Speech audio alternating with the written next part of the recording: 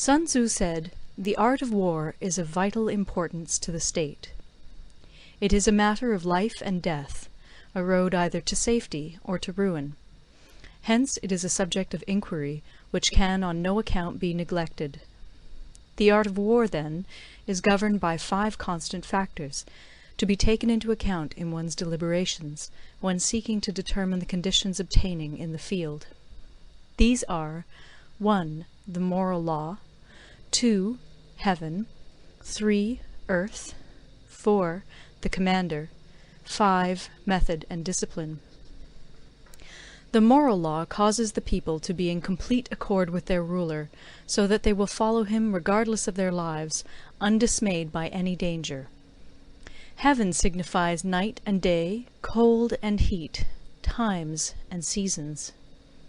Earth comprises distances, great and small, danger and security, open ground and narrow passes, the chances of life and death. The commander stands for the virtues of wisdom, sincerity, benevolence, courage, and strictness. By method and discipline are to be understood the marshalling of the army in its proper subdivisions, the graduations of rank among the officers, the maintenance of roads by which supplies may reach the army, and the control of military expenditure. These 5 heads should be familiar to every general. He who knows them will be victorious. He who knows them not will fail. Therefore, in your deliberations, when seeking to determine the military conditions, let them be made the basis of a comparison in this wise. 1. Which of the 2 sovereigns is imbued with the moral law? 2. Which of the 2 generals has most ability? 3. With whom lie the advantages derived from heaven and earth? 4. On which side is discipline most rigorously enforced? 5. Which army is stronger? 6. On which side are officers and men more highly trained? 7. In which army is there the greater constancy both in reward and punishment? By means of these 7 considerations I can forecast victory or defeat. The general that hearkens to my counsel and acts upon it will conquer. Let such a one be retained in command. The general that hearkens not to my counsel nor acts upon it will suffer defeat. Let such a one be dismissed. While heeding the profit of my counsel, avail yourself also of any helpful circumstances over and beyond the ordinary rules. According as circumstances are favorable, one should modify one's plans. All warfare is based on deception. Hence, when able to attack, we must seem unable. When using our forces, we must seem inactive. When we are near, we must make the enemy believe we are far away. When far away, we must make him believe we are near. Hold out baits to entice the enemy, feign disorder, and crush him. If he is secure at all points, be prepared for him. If he is in superior strength, evade him. If your opponent is of choleric temper, seek to irritate him. Pretend to be weak, that he may grow arrogant. If he is taking his ease, give him no rest. If his forces are united, separate them. Attack him where he is unprepared. Appear where you are not expected. These military devices, leading to victory, must not be divulged beforehand. Now the general who wins a battle makes many calculations in his temple ere the battle is fought. The general who loses a battle makes but few calculations beforehand. Thus do many calculations lead to victory, and few calculations to defeat. How much more no calculation at all? It is by attention to this point that I can foresee who is likely to win or lose. End of Part 1. Part 2. Waging War. Sun Tzu said, "In the operations of war, where there are in the field 1,000 swift chariots, as many heavy chariots, and 100,000 mail-clad soldiers, with provisions enough to carry them 1,000 li, the expenditure at home and at the front, including entertainment of guests, small items such as glue and paint, and sums spent on chariots and armour, will reach the total of 1,000 ounces of silver per day. Such is the cost of raising an army of 100,000 men. When you engage in actual fighting, if victory is long in coming, then men's weapons will grow dull and their ardour will be damped. If you lay siege to a town, you will exhaust your strength. Again, if the campaign is protracted, the resources of the state will not be equal to the strain. Now, when your weapons are dulled, your ardour damped, your strength exhausted, and your treasure spent, other chieftains will spring up to take advantage of your extremity. Then no man, however wise, will be able to avert the consequences that must ensue. Thus, though we have heard of stupid haste in war, cleverness has never been seen associated with long delays. There is no instance of a country having benefited from prolonged warfare. It is only one who is thoroughly acquainted with the evils of war that can thoroughly understand the profitable way of carrying it on. The skilful soldier does not raise a second levy. Neither are his supply wagons loaded more than twice. Bring war material with you from home, but forage on the enemy. Thus the army will have food enough for its needs. Poverty of the state exchequer causes an army to be maintained by contributions from a distance. Contributing to maintain an army at a distance causes the people to be impoverished. On the other hand, the proximity of an army causes prices to go up, and high prices cause the people's substance to be drained away. When their substance is drained away, the peasantry will be afflicted by heavy exactions. With this loss of substance and exhaustion of strength, the homes of the people will be stripped bare, and 3/10 of their income will be dissipated, while government expenses for broken chariots, worn-out horses, breastplates and helmets, bows and arrows, spears and shields, protective mantles, draught oxen, and heavy wagons will amount to 4/10 of its total revenue. Hence, a wise general makes a point of foraging on the enemy. 1 cartload of the enemy's provisions is equivalent to 20 of one's own, and likewise a single picul of his provender is equivalent to 20 from one's own store. Now, in order to kill the enemy, our men must be roused to anger. That there may be advantage from defeating the enemy, they must have their rewards. Therefore, in chariot fighting, when 10 or more chariots have been taken, those should be rewarded who took the first. Our own flags should be substituted for those of the enemy, and their chariots mingled and used in conjunction with ours. The captured soldiers should be kindly treated and kept. This is called using the conquered foe to augment one's own strength. In war, then, let your great object be victory, not lengthy campaigns. Thus it may be known that the leader of armies is the arbiter of the people's fate, the man on whom it depends whether the nation shall be in peace or in peril. Attack by stratagem. Sun Tzu said, "In the practical art of war, the best thing of all is to take the enemy's country whole and intact. To shatter and destroy it is not so good. So, too, it is better to recapture an army entire than to destroy it, to capture a regiment, a detachment, or a company entire than to destroy them. Hence, to fight and conquer in all your battles is not supreme excellence. Supreme excellence consists in breaking the enemy's resistance without fighting. Thus, the highest form of generalship is to balk the enemy's plans. The next best is to prevent the junction of the enemy's forces. The next in order is to attack the enemy's army in the field, and the worst policy of all is to besiege walled cities. The rule is, not to besiege walled cities if it can possibly be avoided. The preparation of mantlets, movable shelters, and various implements of war will take up 3 whole months, and the piling up of mounds against the walls will take 3 months more. The general, unable to control his irritation, will launch his men to the assault like swarming ants, with the result that 1/3 of his men are slain, while the town still remains untaken.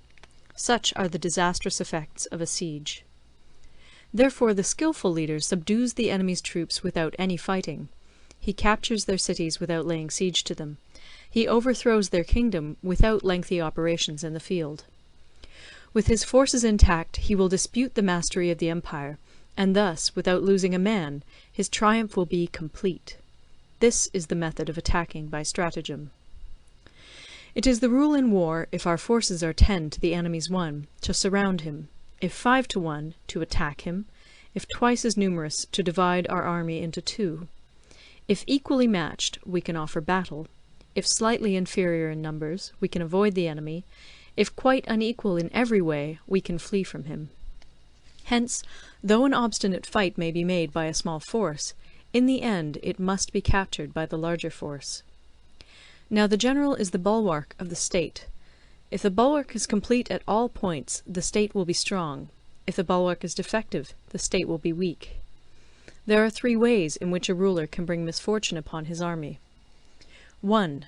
By commanding the army to advance or to retreat, being ignorant of the fact that it cannot obey. This is called hobbling the army. 2. By attempting to govern an army in the same way as he administers a kingdom, being ignorant of the conditions which obtain in an army. This causes restlessness in the soldiers' minds. 3. By employing the officers of his army without discrimination through ignorance of the military principle of adaptation to circumstances. This shakes the confidence of the soldiers. But when the army is restless and distrustful, trouble is sure to come from the other feudal princes. This is simply bringing anarchy into the army, and flinging victory away. Thus we may know that there are 5 essentials for victory. 1. He will win who knows when to fight and when not to fight. 2. He will win who knows how to handle both superior and inferior forces. 3. He will win whose army is animated by the same spirit throughout all its ranks. 4. He will win who, prepared himself, waits to take the enemy unprepared. 5. He will win who has military capacity and is not interfered with by the sovereign. Hence the saying, if you know the enemy and know yourself, you need not fear the result of 100 battles. If you know yourself, but not the enemy, for every victory gained you will also suffer a defeat. If you know neither the enemy nor yourself, you will succumb in every battle. End of Part 3. Part 4. Tactical Dispositions. Sun Tzu said, "The good fighters of old first put themselves beyond the possibility of defeat, and then waited for an opportunity of defeating the enemy.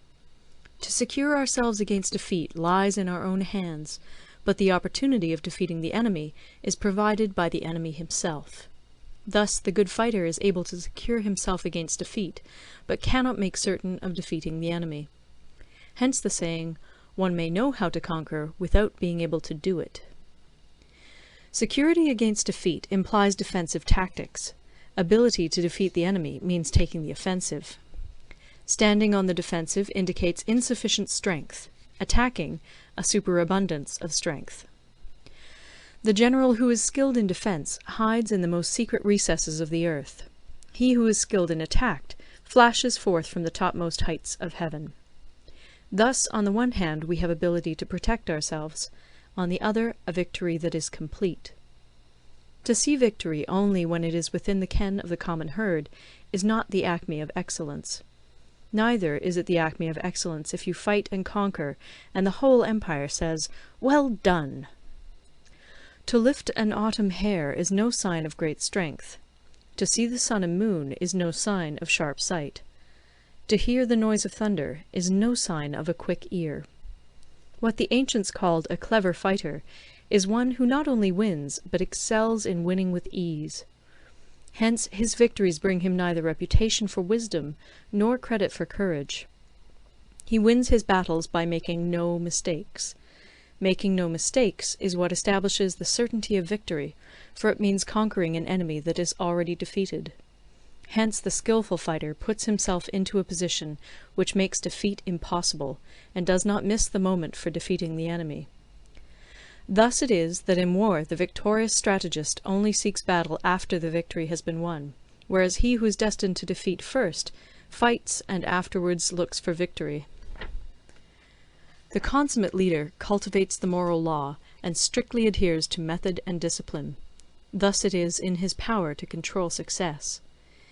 In respect of military method we have, firstly, measurement, secondly, estimation of quantity, thirdly, calculation, fourthly, balancing of chances, fifthly, victory. Measurement owes its existence to earth, estimation of quantity to measurement, calculation to estimation of quantity, balancing of chances to calculation, and victory to balancing of chances. A victorious army opposed to a routed one is as a pound's weight placed in the scale against a single grain.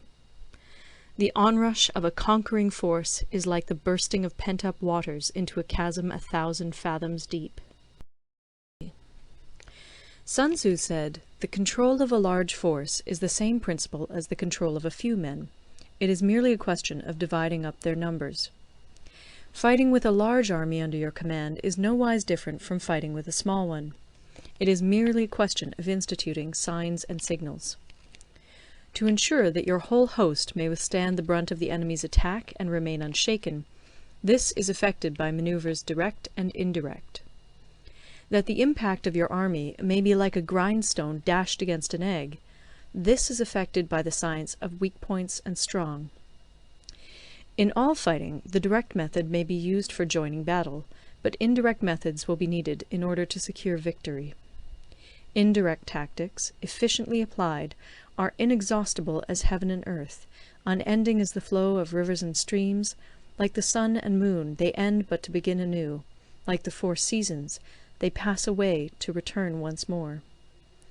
There are not more than 5 musical notes, yet the combinations of these 5 give rise to more melodies than can ever be heard. There are not more than 5 primary colors, blue, yellow, red, white, and black, yet in combination they produce more hues than can ever be seen. There are not more than 5 cardinal tastes, sour, acrid, salt, sweet, bitter, yet combinations of them yield more flavors than can ever be tasted. In battle there are not more than 2 methods of attack, the direct and the indirect, yet these 2 in combination give rise to an endless series of maneuvers. The direct and the indirect lead on to each other in turn. It is like moving in a circle, you never come to an end. Who can exhaust the possibilities of their combination? The onset of troops is like the rush of a torrent which will even roll stones along in its course. The quality of decision is like the well-timed swoop of a falcon, which enables it to strike and destroy its victim. Therefore, the good fighter will be terrible in his onset, and prompt in his decision. Energy may be likened to the bending of a crossbow, decision to the releasing of a trigger. Amid the turmoil and tumult of battle, there may be seeming disorder, and yet no real disorder at all. Amid confusion and chaos, your array may be without head or tail, yet it will be proof against defeat. Simulated disorder postulates perfect discipline.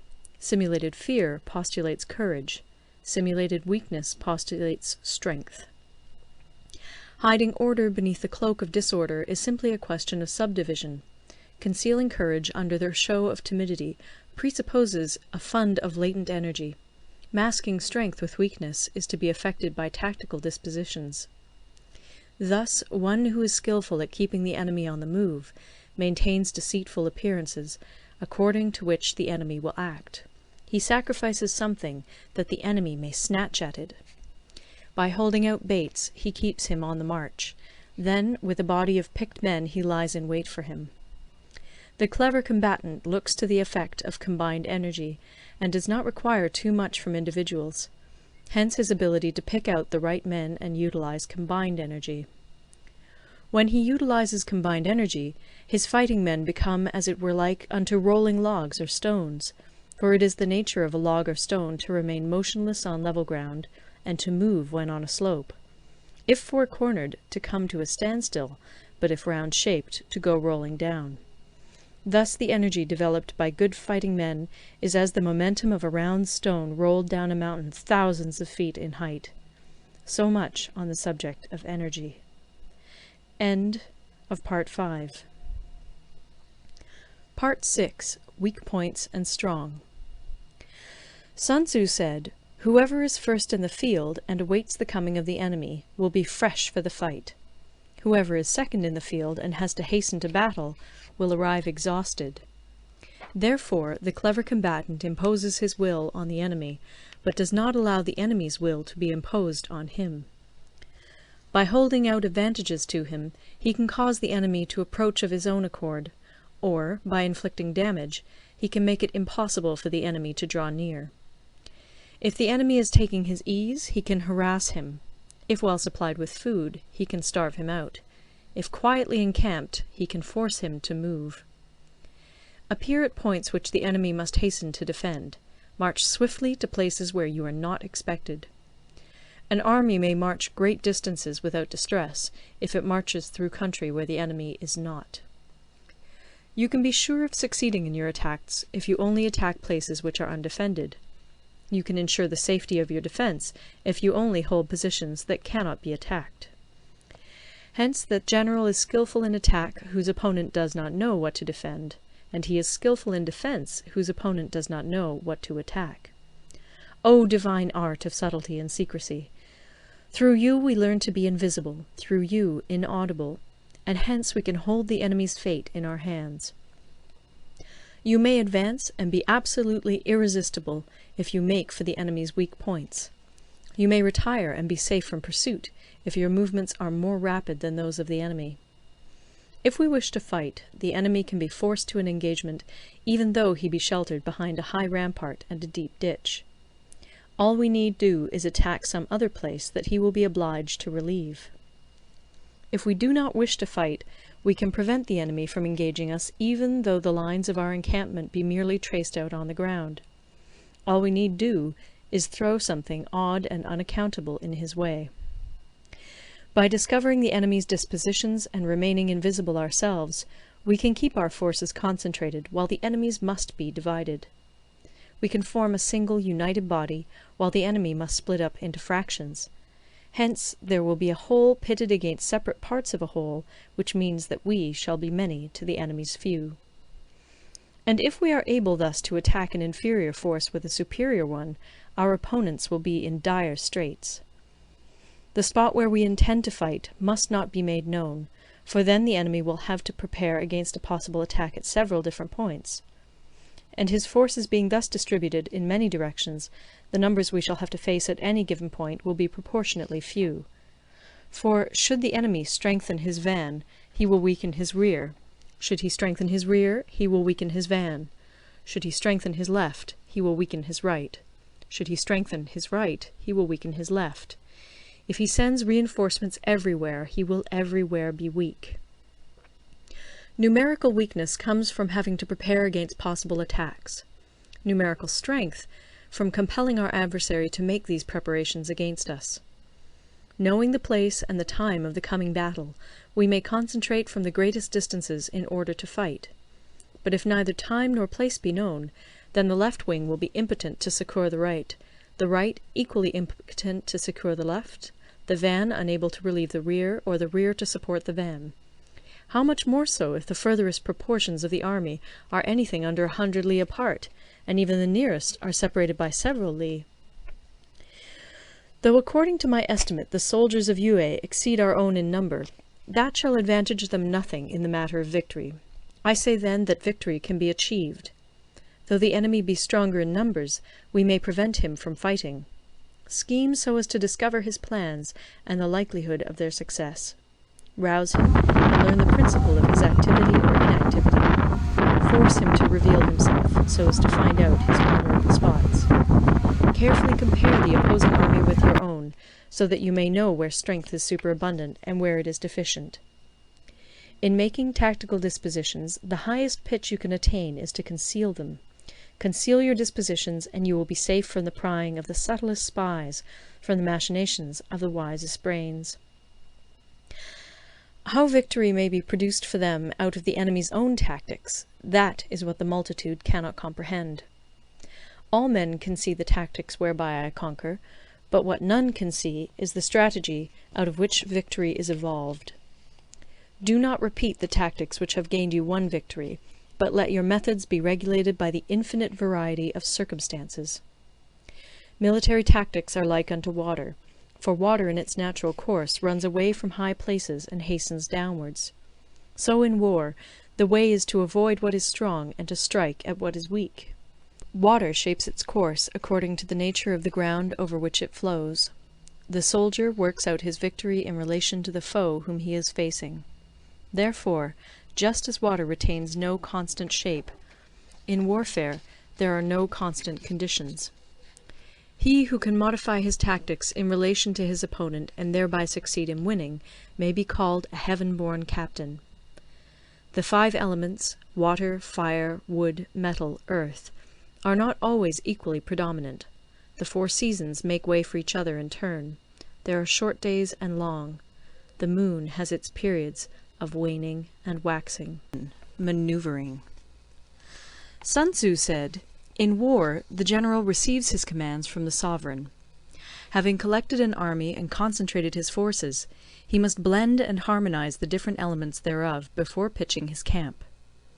After that comes tactical maneuvering, than which there is nothing more difficult. The difficulty of tactical maneuvering consists in turning the devious into the direct, and misfortune into gain. Thus, to take a long and circuitous route, after enticing the enemy out of the way, and those starting after him, to contrive to reach the goal before him, shows knowledge of the artifice of deviation. Maneuvering with an army is advantageous, with an undisciplined multitude most dangerous.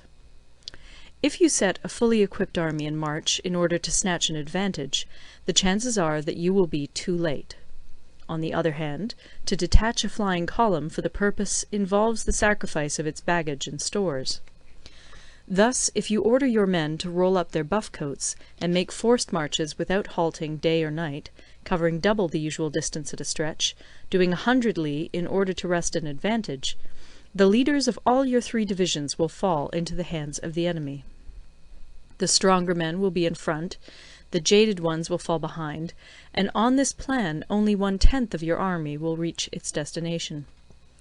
If you march 50 li in order to outmaneuver the enemy, you will lose the leader of your 1st division, and only half your force will reach the goal. If you march 30 li with the same object, 2/3 of your army will arrive. We may take it then that an army without its baggage train is lost. Without provisions, it is lost. Without bases of supply, it is lost. We cannot enter into alliances until we are acquainted with the designs of our neighbours. We are not fit to lead an army on the march unless we are familiar with the face of the country, its mountains and forests, its pitfalls and precipices, its marshes and swamps. We shall be unable to turn natural advantage to account unless we make use of local guides. In war, practice dissimulation and you will succeed. Whether to concentrate or to divide your troops must be decided by circumstances. Let your rapidity be that of the wind, your compactness that of the forest. In raiding and plundering be like fire, in immovability like a mountain. Let your plans be dark, and impenetrable as night, and when you move, fall like a thunderbolt. When you plunder a countryside, let the spoil be divided amongst your men. When you capture new territory, cut it up into allotments for the benefit of the soldiery. Ponder and deliberate before you make a move. He will conquer who has learnt the artifice of deviation. Such is the art of manoeuvring. The Book of Army Management says, "On the field of battle, the spoken word does not carry far enough. Hence the institution of gongs and drums. Nor can ordinary objects be seen clearly enough. Hence the institution of banners and flags. Gongs and drums, banners and flags, are means whereby the ears and eyes of the host may be focused on one particular point. The host thus forming a single united body, it is impossible either for the brave to advance alone, or for the cowardly to retreat alone. This is the art of handling large masses of men. In night fighting, then, make much use of signal flyers and drums, and in fighting by day, of flags and banners, as a means of influencing the ears and eyes of your army. A whole army may be robbed of its spirit. A commander-in-chief may be robbed of his presence of mind.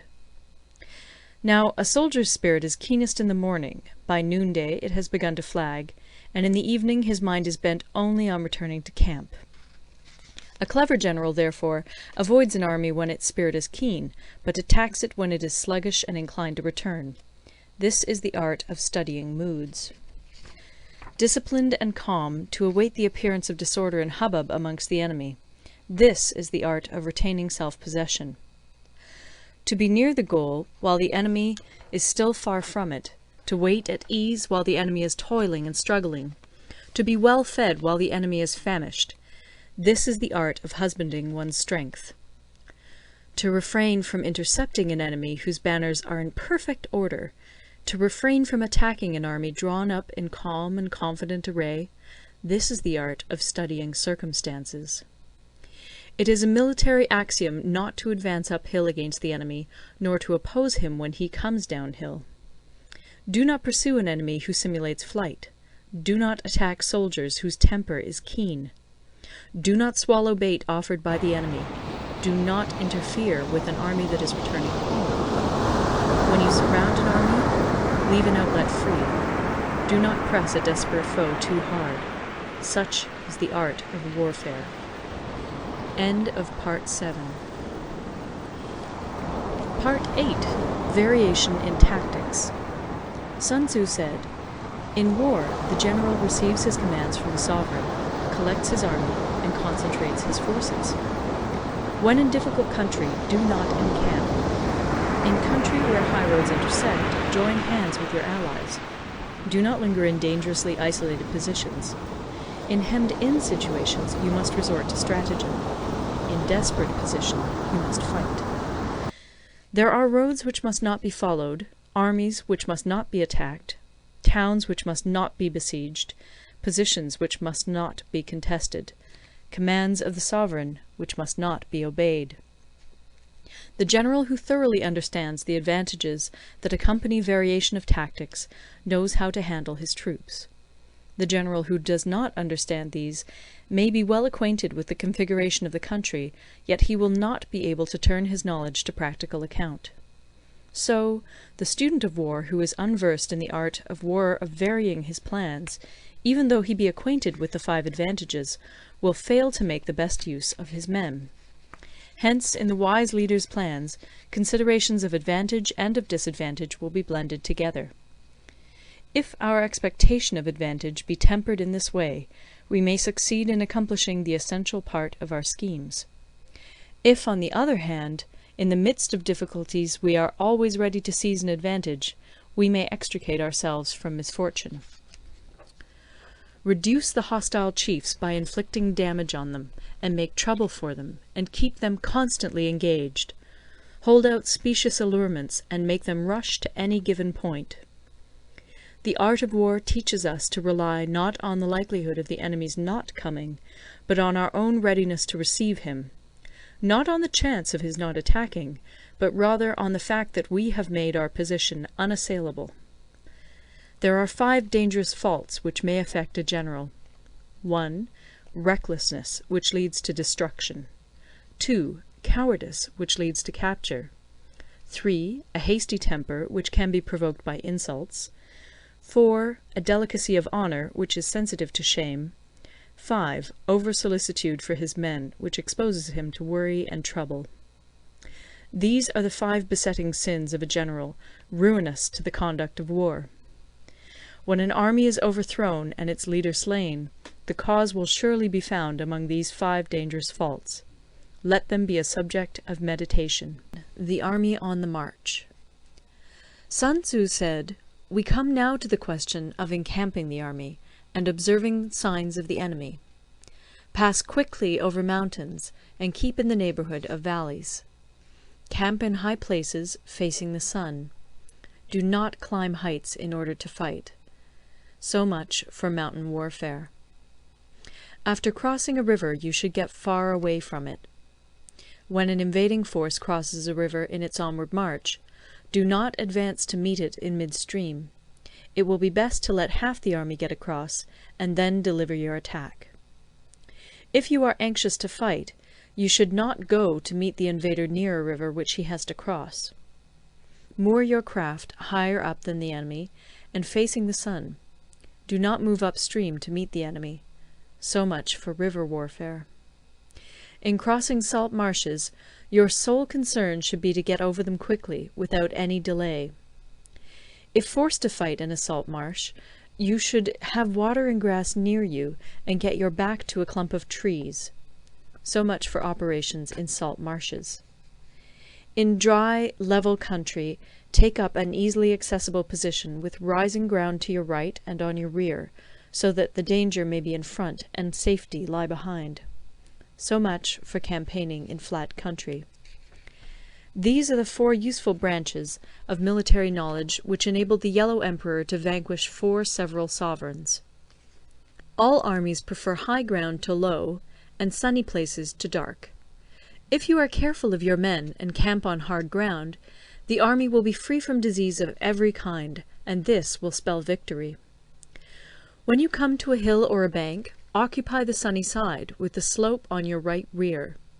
Thus you will at once act for the benefit of your soldiers, and utilize the natural advantages of the ground.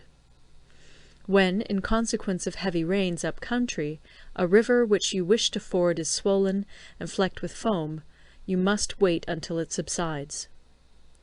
Country in which there are precipitous cliffs with torrents running between, deep natural hollows, confined places, tangled thickets, quagmires, and crevasses, should be left with all possible speed and not approached. While we keep away from such places, we should get the enemy to approach them. While we face them, we should let the enemy have them on his rear. If in the neighbourhood of your camp there should be any hilly country, ponds surrounded by aquatic grass, hollow basins filled with reeds, or woods with thick undergrowth, they must be carefully routed out and searched, for these are places where men in ambush or insidious spies are likely to be lurking. When the enemy is close at hand and remains quiet, he is relying on the natural strength of his position. When he keeps aloof and tries to provoke a battle, he is anxious for the other side to advance. If his place of encampment is easy of access, he is tendering a bait.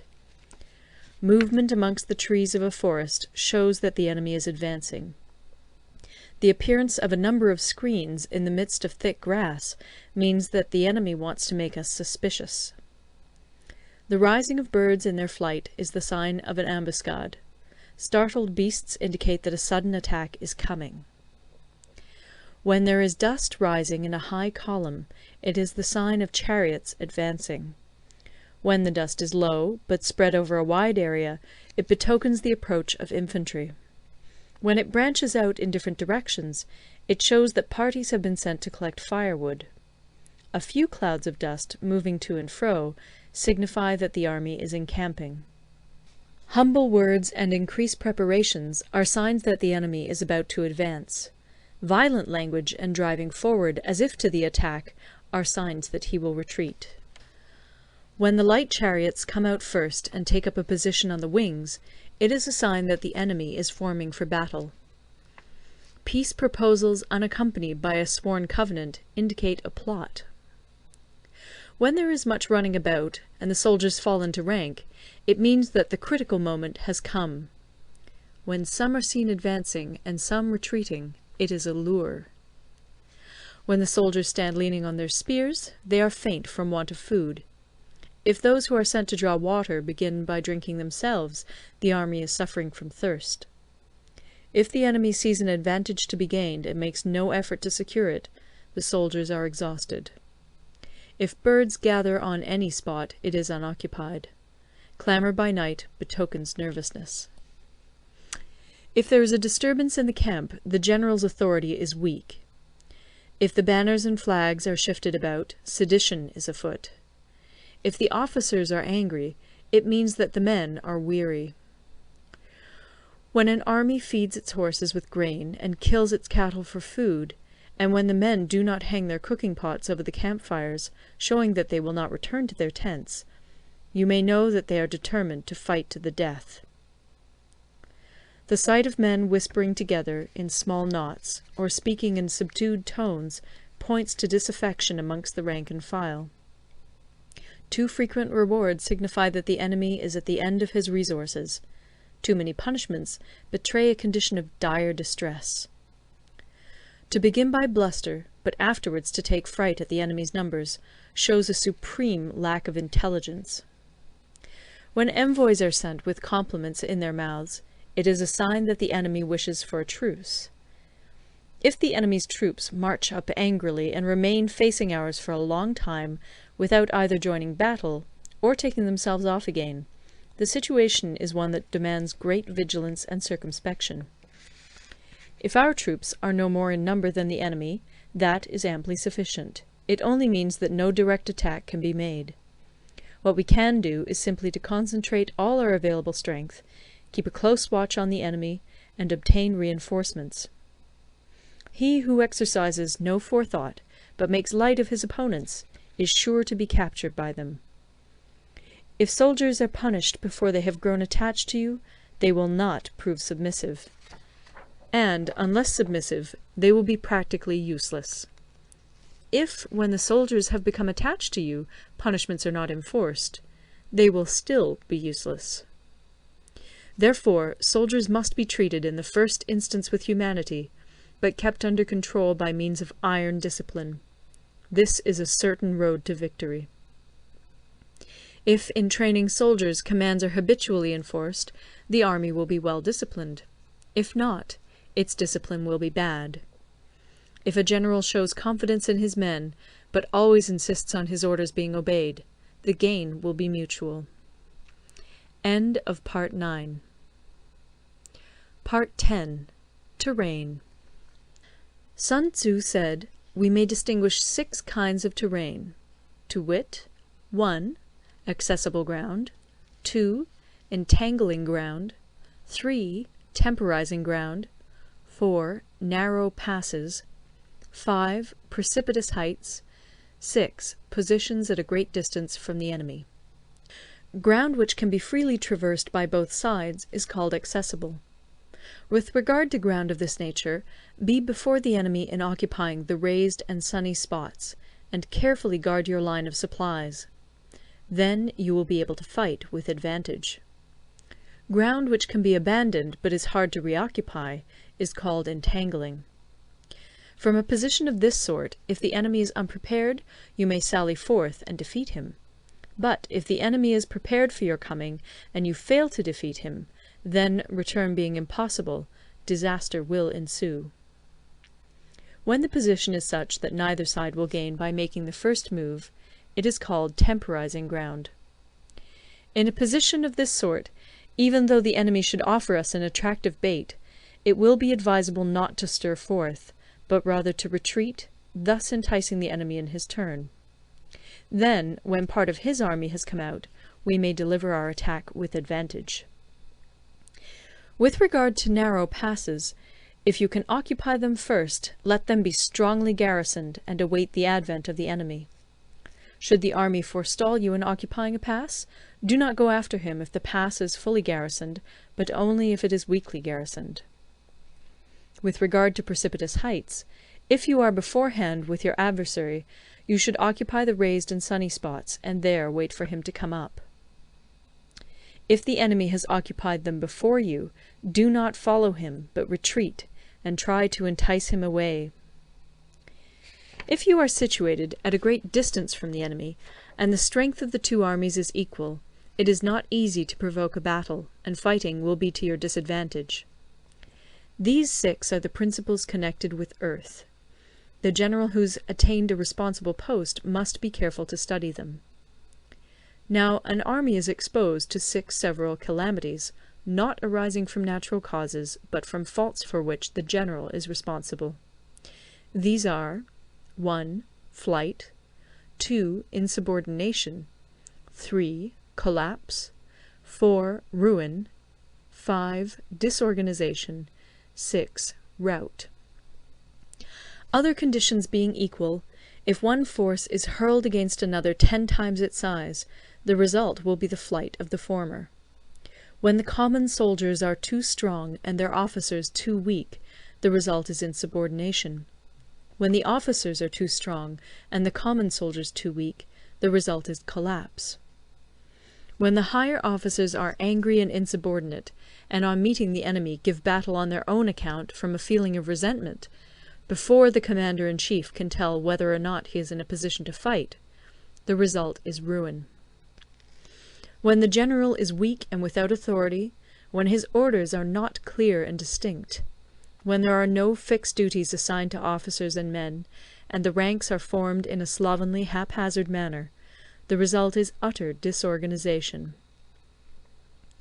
When a general, unable to estimate the enemy's strength, allows an inferior force to engage a larger one, or hurls a weak detachment against a powerful one, and neglects to place picked soldiers in the front rank, the result must be rout.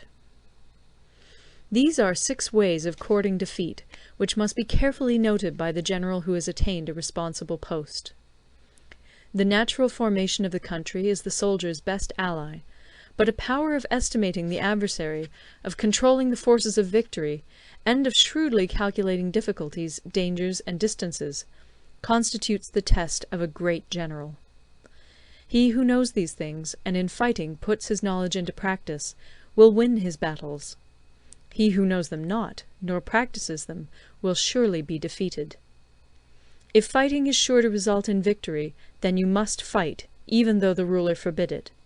If fighting will not result in victory, then you must not fight even at the ruler's bidding.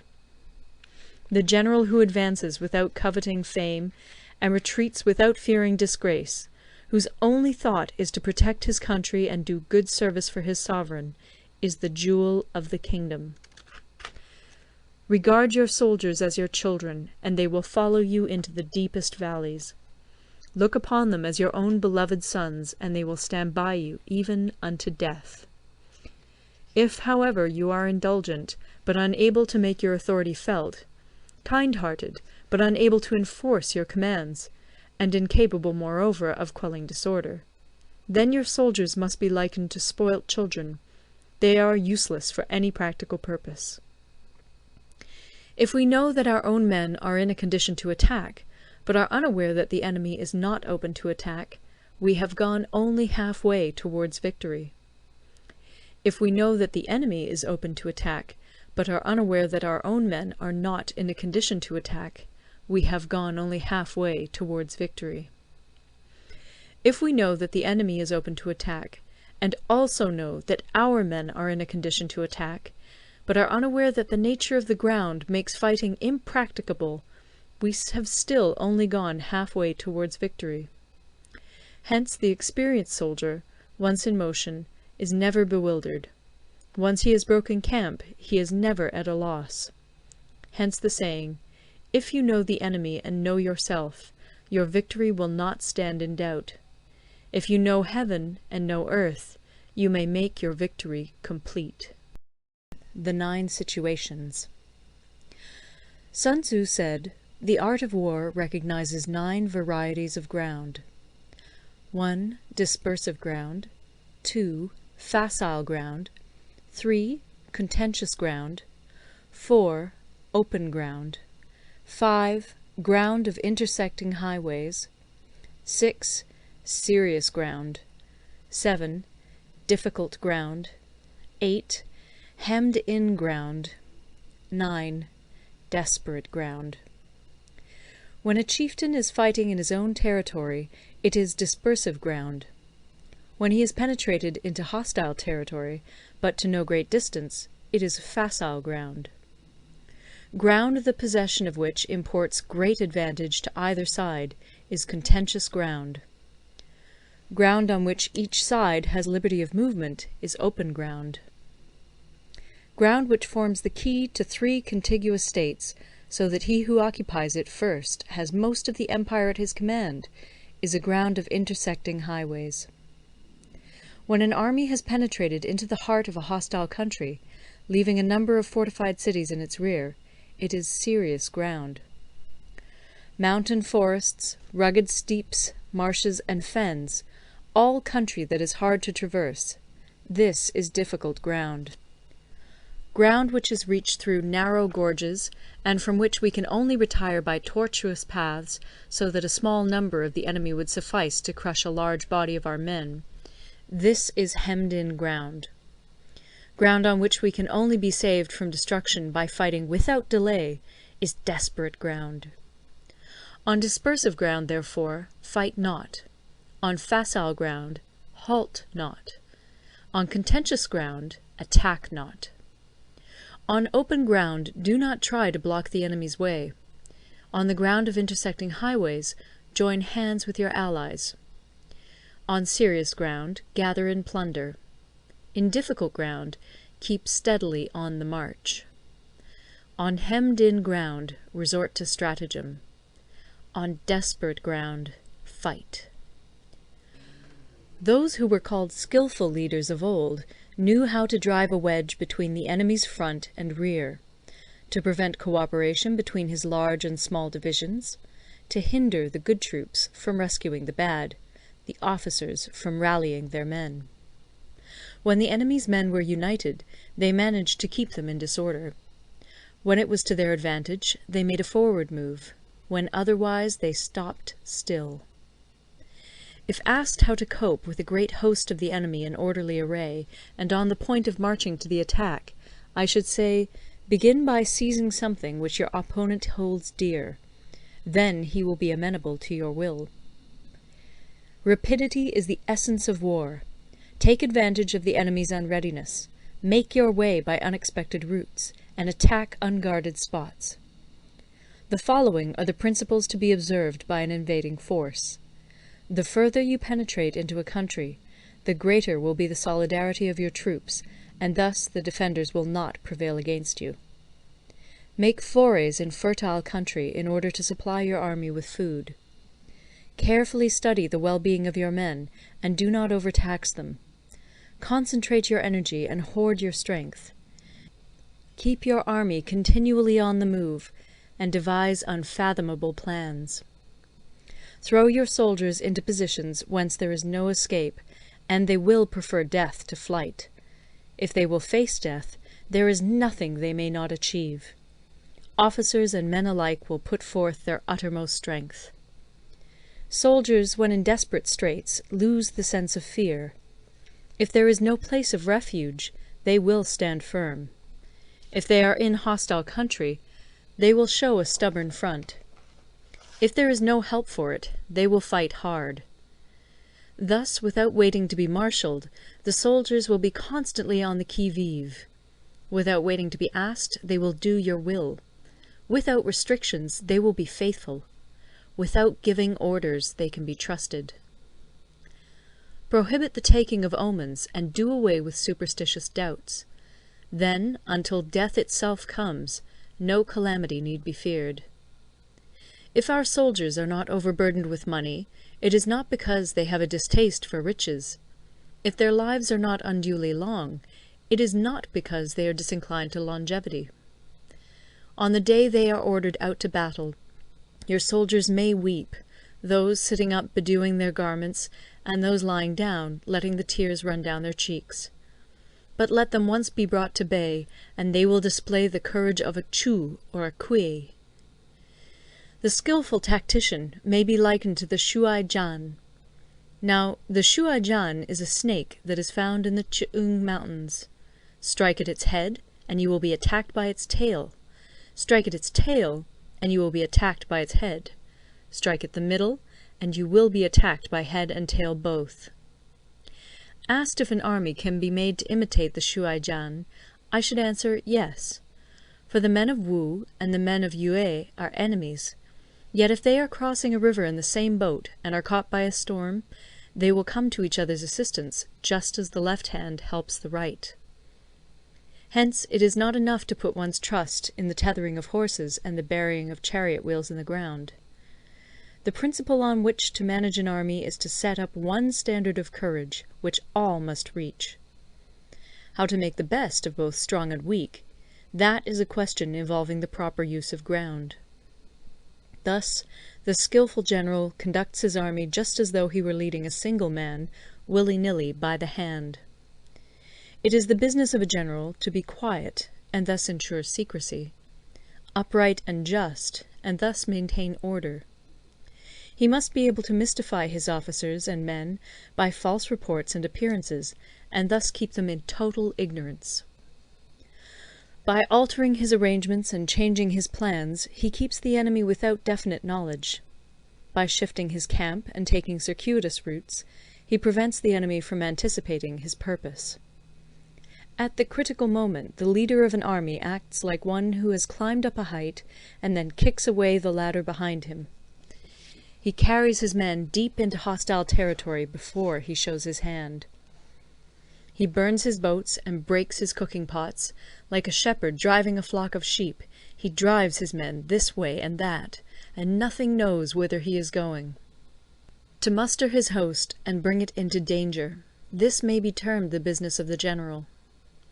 The different measures suited to the 9 varieties of ground, the expediency of aggressive or defensive tactics, and the fundamental laws of human nature, these are things that must most certainly be studied. When invading hostile territory, the general principle is that penetrating deeply brings cohesion. Penetrating but a short way means dispersion. When you leave your own country behind and take your army across neighborhood territory, you find yourself on critical ground. When there are means of communication on all 4 sides, the ground is one of intersecting highways. When you penetrate deeply into a country, it is serious ground. When you penetrate but a little way, it is facile ground. When you have the enemy's strongholds on your rear and narrow passes in front, it is hemmed-in ground. When there is no place of refuge at all, it is desperate ground. Therefore, on dispersive ground I would inspire my men with unity of purpose. On facile ground I would see that there is close connection between all parts of my army. On contentious ground I would hurry up my rear. On open ground I would keep a vigilant eye on my defences. On ground of intersecting highways I would consolidate my alliances. On serious ground I would try to ensure a continuous stream of supplies. On difficult ground I would keep pushing on along the road. On hemmed-in ground I would block any way of retreat. On desperate ground I would proclaim to my soldiers the hopelessness of saving their lives. For it is the soldier's disposition to offer an obstinate resistance when surrounded, to fight hard when he cannot help himself, and to obey promptly when he has fallen into danger. We cannot enter into alliance with neighbouring princes until we are acquainted with their designs. We are not fit to lead an army on the march unless we are familiar with the face of the country, its mountains and forests, its pitfalls and precipices, its marshes and swamps. We shall be unable to turn natural advantages to account unless we make use of local guides. To be ignored of any one of the following 4 or 5 principles does not befit a warlike prince. When a warlike prince attacks a powerful state, his generalship shows itself in preventing the concentration of the enemy's forces. He overawes his opponents, and their allies are prevented from joining against him. Hence he does not strive to ally himself with all and sundry, nor does he foster the power of other states. He carries out his own secret designs, keeping his antagonists in awe. Thus he is able to capture their cities and overthrow their kingdoms. Bestow rewards without regard to rule, issue orders without regard to previous arrangements, and you will be able to handle a whole army as though you had to do with but a single man. Confront your soldiers with the deed itself. Never let them know your design. When the outlook is bright, bring it before their eyes, but tell them nothing when the situation is gloomy. Place your army in deadly peril, and it will survive. Plunge it into desperate straits, and it will come off in safety. For it is precisely when a force has fallen into harm's way that it is capable of striking a blow for victory. Success in warfare is gained by carefully accommodating ourselves to the enemy's purpose. By persistently hanging on the enemy's flank, we shall succeed in the long run in killing the commander-in-chief. This is called ability to accomplish a thing by sheer cunning. On the day that you take up your command, block the frontier passes, destroy the official tallies, and stop the passage of all emissaries. Be stern in the council chamber, so that you may control the situation. If the enemy leaves the door open, you must rush in. Forestall your opponent by seizing what he holds dear, and subtly contrive to time his arrival on the ground. Walk in the path defined by rule, and accommodate yourself to the enemy until you can fight a decisive battle. At first, then, exhibit the coyness of a maiden, until the enemy gives you an opening. Afterwards emulate the rapidity of a running hare, and it will be too late for the enemy to oppose you. The attack by fire.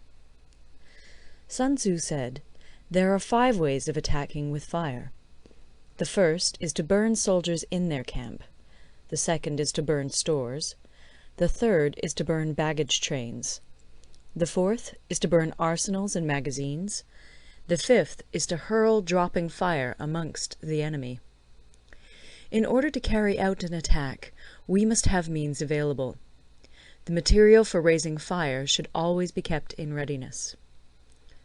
There is a proper season for making attacks with fire, and special days for starting a conflagration. The proper season is when the weather is very dry. The special days are those when the moon is in the constellations of the Sieve, the Wall, the Wing, or the Crossbar, for these 4 are all days of rising wind.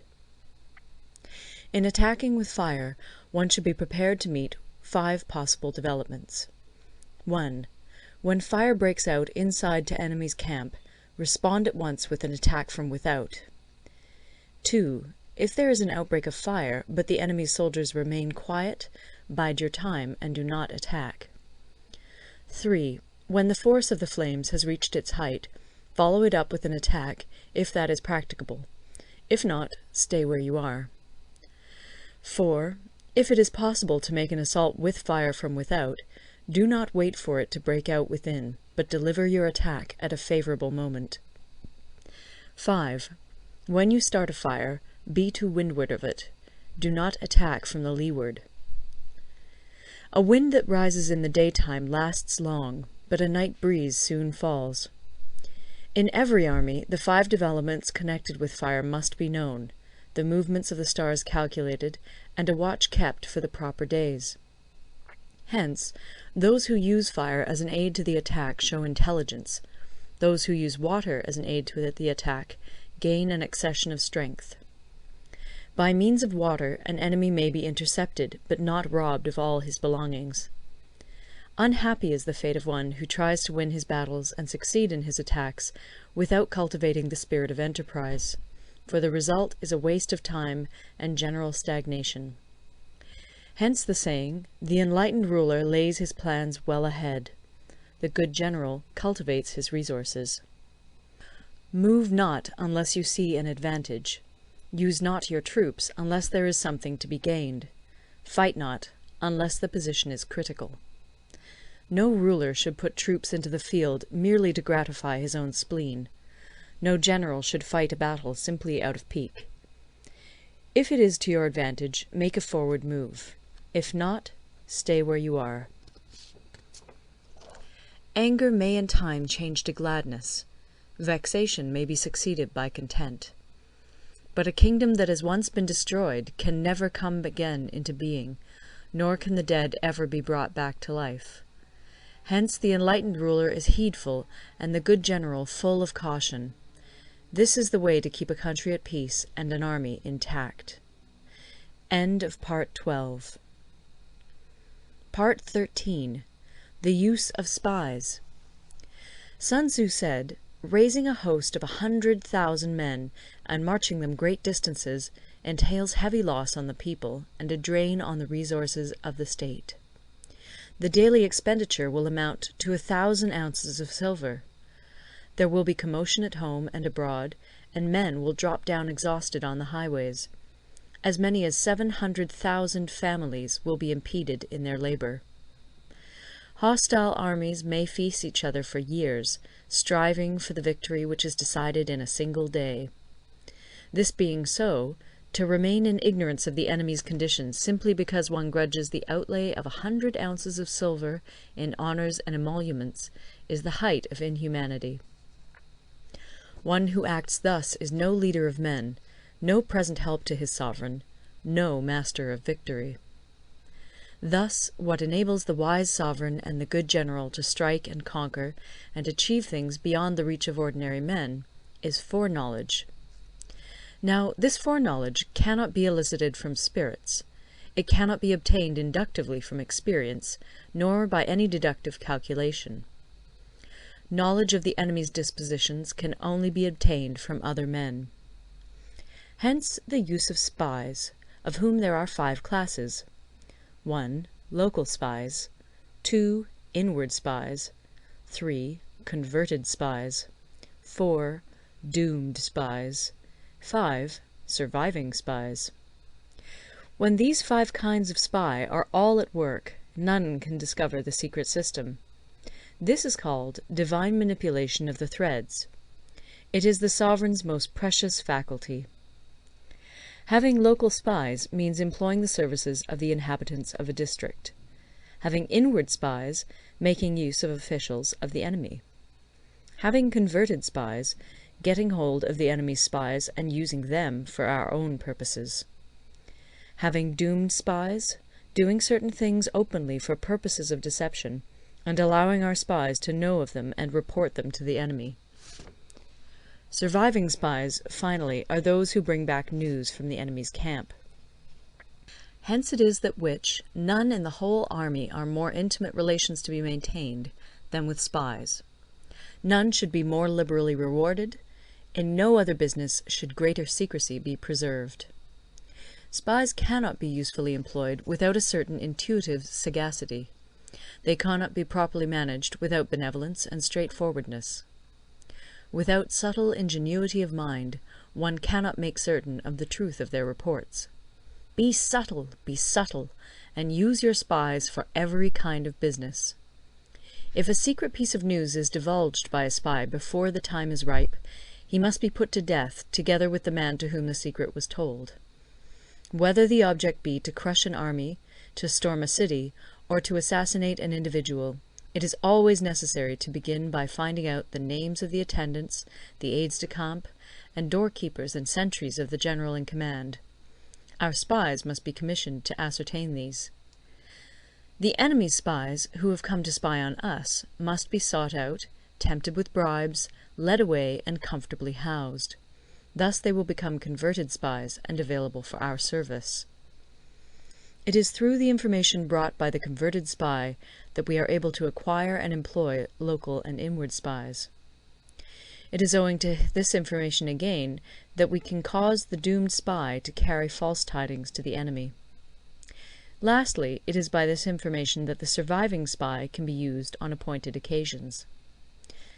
The end and aim of spying in all its 5 varieties is knowledge of the enemy, and this knowledge can only be derived in the first instance from the converted spy. Hence it is essential that the converted spy be treated with the utmost liberality. Of old, the rise of the Yin dynasty was due to Yi Qi, who had served under the Xia. Likewise, the rise of the Chu dynasty was due to Lu Ya, who had served under the Yin. Hence it is only the enlightened ruler and the wise general who will use the highest intelligence of the army for purposes of spying, and thereby they achieve great results. Spies are a most important element in water, because on them depends an army's ability to move.